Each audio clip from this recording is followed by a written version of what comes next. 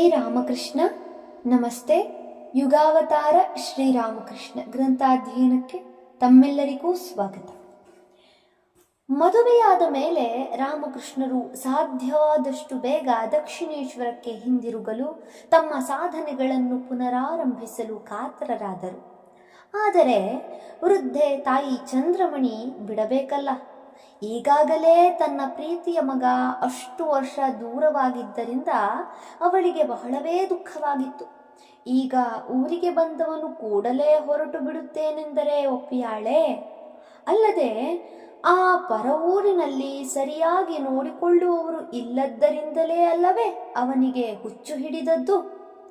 ಈಗ ಅವಸರಪಟ್ಟು ಹೊರಟು ಹೋಗಿ ಮತ್ತೆ ಅದು ಮರುಕಳಿಸಿದರೇನು ಗತಿ? ಆದ್ದರಿಂದ ಅವಳು ಮಗನನ್ನು ಕಲ್ಕತ್ತಕ್ಕೆ ಹೋಗಲು ಬಿಡಲೇ ಇಲ್ಲ. ಹೀಗೆ ಸುಮಾರು 2 ವರ್ಷ ರಾಮಕೃಷ್ಣರು ಕಾಮಾರಪುರದಲ್ಲೇ ಉಳಿದುಕೊಂಡರು. ಈ ವೇಳೆಗೆ ಅವರ ಪತ್ನಿ ಶಾರದೆಗೆ 7 ವರ್ಷ ತುಂಬಿತು. ಈಗ ಮನೆತನದ ಸಂಪ್ರದಾಯದ ಪ್ರಕಾರ ರಾಮಕೃಷ್ಣರು ಕೆಲವು ದಿನ ಮಾವನ ಮನೆಯಲ್ಲಿ ಇದ್ದು ಬರುವುದಕ್ಕಾಗಿ ಹೋದರು. ಅವರ ಜೊತೆಗೆ ಹೃದಯರಾಮನು ಹೋಗಿದ್ದ. ಹೋದವನೇ ಒಳಗೆ ಅವಿತಿಟ್ಟುಕೊಂಡಿದ್ದ ತನ್ನ ಪುಟ್ಟ ಸೋದರತ್ತೆಯನ್ನು ಹುಡುಕಿ ತಂದು ಕುಳ್ಳಿರಿಸಿ ಅವರ ಪಾದಗಳನ್ನು ಕಮಲ ಪುಷ್ಪಗಳಿಂದ ಪೂಜಿಸಿದ. ಇದರಿಂದ ಶಾರದೆಗೆ ಆದ ನಾಚಿಕೆ ಅಷ್ಟಿಷ್ಟಲ್ಲ. ಆಮೇಲೆ ಅವಳು ಕೂಡ ಇತರರು ಯಾರೂ ಹೇಳಿಕೊಡದಿದ್ದರೂ ಸ್ವತಃ ತಾನೇ ಪತಿಯ ಪಾದಗಳಿಗೆ ನಮಸ್ಕರಿಸಿ ಪಕ್ಕದಲ್ಲಿ ನಿಂತುಕೊಂಡು ಬೀಸಣಿಗೆಯಿಂದ ಗಾಳಿ ಬೀಸಿದಳು. ಈ ಮುಗ್ಧ ದೃಶ್ಯವನ್ನು ಕಂಡು ಅಲ್ಲಿದ್ದವರಿಗೆಲ್ಲ ನಗೋ ನಗು.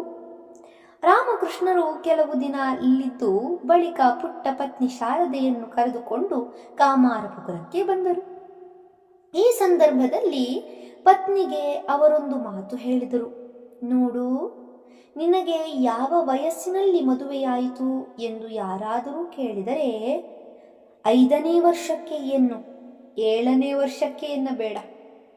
ಅವರು ಹೀಗೆನ್ನಲು ಕಾರಣ, ಶಾರದೆ ಪುಟ್ಟ ಹುಡುಗಿಯಾದ್ದರಿಂದ 5ನೆಯ ವಯಸ್ಸಿನಲ್ಲಿ ನಡೆದ ಮದುವೆಯ ಘಟನೆಯನ್ನು ಮರೆತು ಈ 7ನೇ ವಯಸ್ಸಿನಲ್ಲಿ ಗಂಡನ ಜೊತೆಯಲ್ಲಿ ಮಾವನ ಮನೆಗೆ ಬಂದದ್ದನ್ನೇ ಮದುವೆ ಎಂದು ತಿಳಿಯಲು ಸಾಧ್ಯವಿತ್ತು. ಅಲ್ಲದೆ ಅಂದು ಹೊರಡುವ ದಿವಸ ಹೂವಿನ ಅಲಂಕಾರ ಮಾಡಿ ಹಬ್ಬದ ಊಟ ಹಾಕಿ ಕಳಿಸಿದ್ದರಿಂದ ಮತ್ತು 10 ಜನರೂ ಸೇರಿದ್ದರಿಂದ ಆಕೆ ಅದನ್ನೇ ಮದುವೆ ಎಂದು ತಿಳಿದರೆ ಆಶ್ಚರ್ಯವೇನಿರಲಿಲ್ಲ. ಮೇಲ್ನೋಟಕ್ಕೆ ಇದೊಂದು ಅತ್ಯಂತ ಸಾಧಾರಣ ವಿಷಯ. ಆದರೆ ಸ್ವಲ್ಪ ಆಲೋಚಿಸಿ ನೋಡಿದಾಗ ಶ್ರೀರಾಮಕೃಷ್ಣರಲ್ಲಿ ಸತ್ಯನಿಷ್ಠೆ ಎಂಬುದು ಎಷ್ಟರ ಮಟ್ಟಿಗೆ ರಕ್ತಗತವಾಗಿತ್ತೆಂಬುದಕ್ಕೆ ಈ ಘಟನೆ ಒಂದು ಉತ್ತಮ ಉದಾಹರಣೆಯಾಗಿ ನಿಲ್ಲುತ್ತದೆ. ಇದಾದ ಕೆಲ ದಿನಗಳಲ್ಲೇ ರಾಮಕೃಷ್ಣರು ದಕ್ಷಿಣೇಶ್ವರಕ್ಕೆ ಹೊರಟು ನಿಂತರು. ಚಂದ್ರಮಣಿಯೂ ರಾಮೇಶ್ವರನೂ ಅವರನ್ನು ಇನ್ನೂ ಸ್ವಲ್ಪ ಕಾಲ ಮನೆಯಲ್ಲೇ ಇರುವಂತೆ ಹೇಳಿ ನೋಡಿದರು. ಆದರೆ ಅವರು ಒಪ್ಪಲೇ ಇಲ್ಲ. ಏಕೆಂದರೆ ಮನೆಯ ಬಡತನ ಅವರಿಗೇನೂ ತಿಳಿಯದ ವಿಷಯವಲ್ಲ. ಒಬ್ಬರನ್ನು ಸಾಕಬೇಕೆಂದರೆ ಅದೇನು ಸುಮ್ಮನೆ ಆಗುತ್ತದೆಯೇ? ಇತರರಿಗೆ ಭಾರವಾಗಿರಲು ಅವರ ಮನಸ್ಸು ಹೇಗೆ ತಾನೇ ಒಪ್ಪೀತು? ಆದ್ದರಿಂದ ಈ ಸಲ ಅವರು ಮನೆಯವರಿಂದ ಬೀಳ್ಕೊಂಡು ಹೊರಟೇ ಬಿಟ್ಟರು.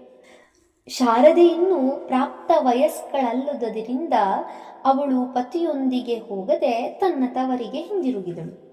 ಧನ್ಯವಾದಗಳು. ಇಂದಿಗೆ ಅಧ್ಯಾಯ 33 ಸಂಪೂರ್ಣವಾಯಿತು. ಮುಂದಿನ ಸಂಚಿಕೆಯಲ್ಲಿ ಹೊಸ ಅಧ್ಯಾಯವನ್ನು ಪ್ರಾರಂಭಿಸೋಣ. ಓಂ ಶಾಂತಿ ಶಾಂತಿ ಶಾಂತಿ. ಹರಿ ಓಂ ತತ್ಸತ್. ಶ್ರೀರಾಮಕೃಷ್ಣಾರ್ಪಣಮಸ್ತು. ಸರ್ವೇ ಜನಾ ಸುಖಿನೋ ಭವಂತು. ಜೈ ಶ್ರೀಮಾತಾ.